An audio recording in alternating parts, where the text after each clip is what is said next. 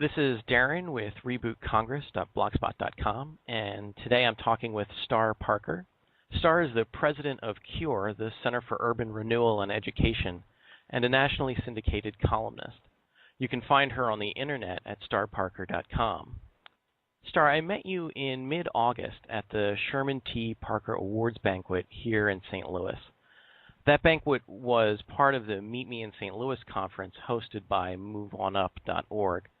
Move On Up is a network of African American conservatives, and at that banquet, Martin Baker, who's an African American in the St. Louis area, announced his candidacy for Congress. He's actually running in the 1st Congressional District in Missouri, which is the seat currently held by Lacey Clay. I'm wondering, what is your take on Martin's candidacy for Congress, and do you remember the banquet? What are some of your memories from that? The banquet was absolutely amazing. I loved coming to St. Louis. In fact, I'll be coming again for another opportunity.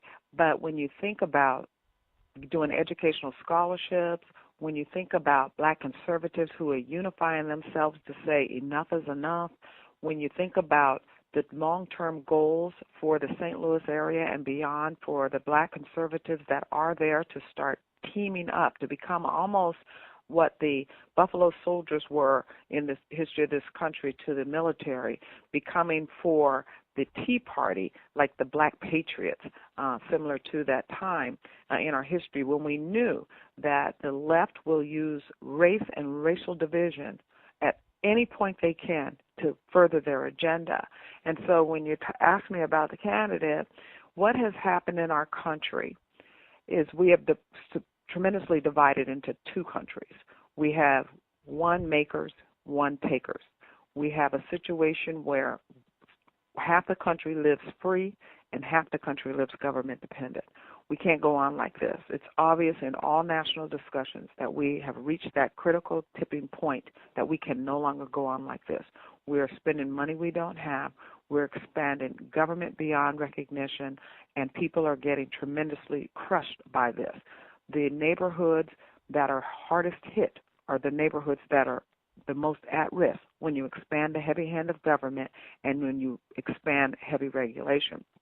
So during this last election cycle, the American people spoke up, mostly through the Tea Parties, and said, we are not going to go on like this anymore. You are going to, government, come into some kind of order and start limiting your scope consistent with the Constitution. So the American people replaced 25% of the United States Congress to get this message through into law, into public policy.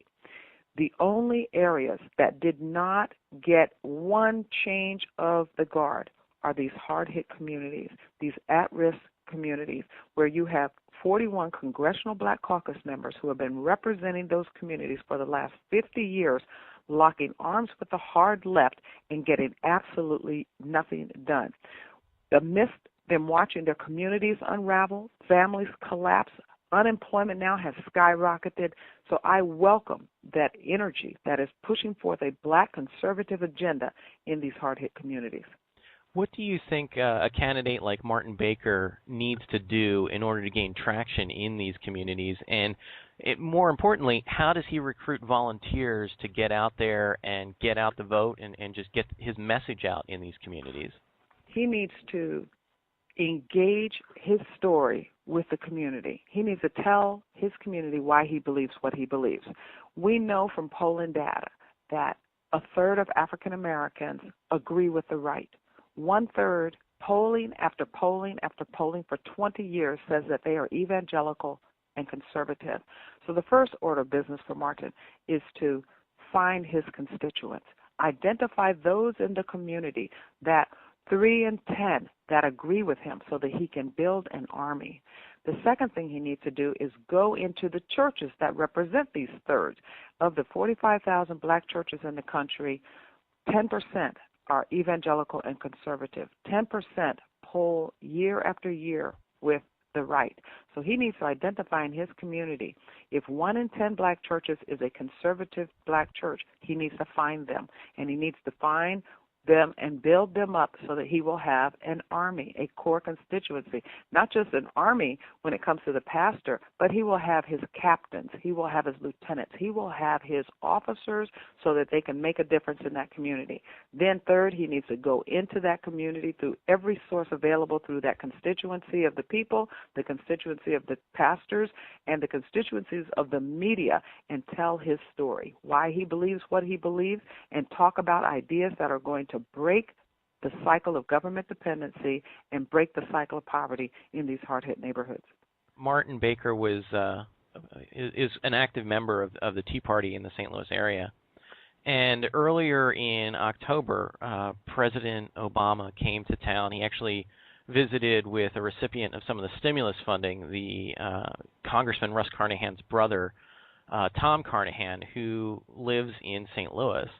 At that fundraiser dinner that President Obama attended, kind of in response to that, there was a Tea Party rally held across the street in Forest Park. Martin Baker was there, and towards the end of the night, it was getting kind of dark. You'd mentioned earlier that the left will use race to divide us, and we saw that sort of racial tension build with racial epithets thrown at Martin. I guess I'm curious, like, this story seems like the sort of thing that should make national news, and yet it doesn't. And I'm kind of curious what your thoughts are on that. Well, there's no place for it to make national news because the national news, the national media is controlled by AP and the left. So a story that spotlights that a black conservative has been, defamed is not going to make their radar. They're the ones that are trying to keep the status quo. They're the ones that are trying to keep these communities victims of the hard left so that they can do their social engineering. What Martin has to do is ignore it. He has to build out the same strategies that Dr. King and others used to further their agenda during the Civil Rights era. They just ignore it. They were called all kind of names. They were water hosed down. They kept marching. What he needs to do is keep focused. My pastor told me something a long time ago when I first got pushed out into this national spotlight of media and having to debate with and deal with the hard left. I've done an interview with what some people are recalling that one I did on The View, but with and having to sit between Joy Behar and Barbara Walters for an hour, but also with Jesse. You name the hard left, whether it's Al Sharpton and others, I've debated them. But the reason that now I'm able to stay focused is because my pastor told me something early on when I thought that they were needing to be answered back, when I was screaming and hollering with them, when I thought that if they say tit, I'm saying tat. He said, you're not talking to them. You're talking to those that want to hear from you. The millions of people that are sitting on their couch waiting to hear truth. Just tell your story, why you believe what you believe. So what Martin's going to have to do is ignore the fact that he is going to be opposed, especially in joining with the Tea Party and being a part of that movement in America that's saying we can't go on like this anymore. He's going to have to keep moving forward like the Buffalo Soldiers did. He's going to have to start identifying with their role in American history to go before our military as the champions of these ideas that were going to keep us a free and wholesome nation. In those sorts of verbal attacks, are there things that you, as an African American leader, have found solace in when you're under attack, when you're under assault? What can you do to sort of kind of reinforce yourself? Remind myself of the scripture. One, you're not alone. I mean, when I just read this morning where Elijah had to be reminded, you're not alone. God had to tell him, no, I have 7,000 men who haven't bowed to Baal. It looked like he was all alone. And now Jezebel's after him, and he had mighty victories, but he thought he was alone. We're not alone. A third of African Americans agree with Martin. They might not tell you. They come whisper it at the family reunion. They're not going to say it to the media camera, but they're winking at us. I was just the other day here in Washington, D.C., riding in a taxi, and the taxi driver, he asked me where I was going. I told him, and you could tell by where I was going that it was a part of what we consider the right.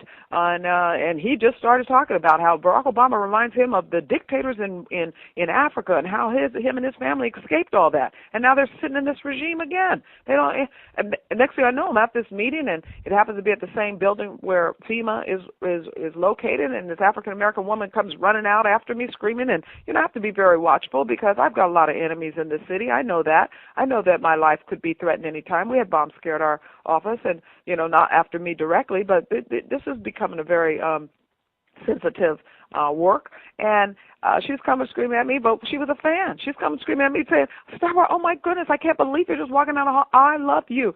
Keep going. We're listening. We hear you. There are a lot of us out here, and they are. And what Martin has to do is remind himself that there are more with him than against him. They just are quiet. They need him because he's the leader. He is the only one that's willing to go into that hard part of St. Louis and say, no, enough of this.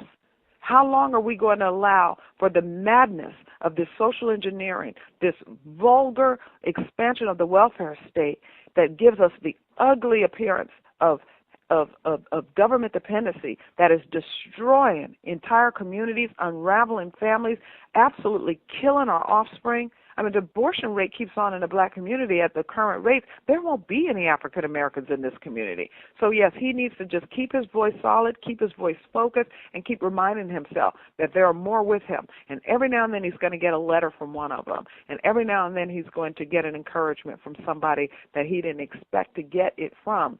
But the great mission is not whether he gets to feel comfortable, that he's in a work that's not going to give you that solace. He's in a work where you're going to feel often alone.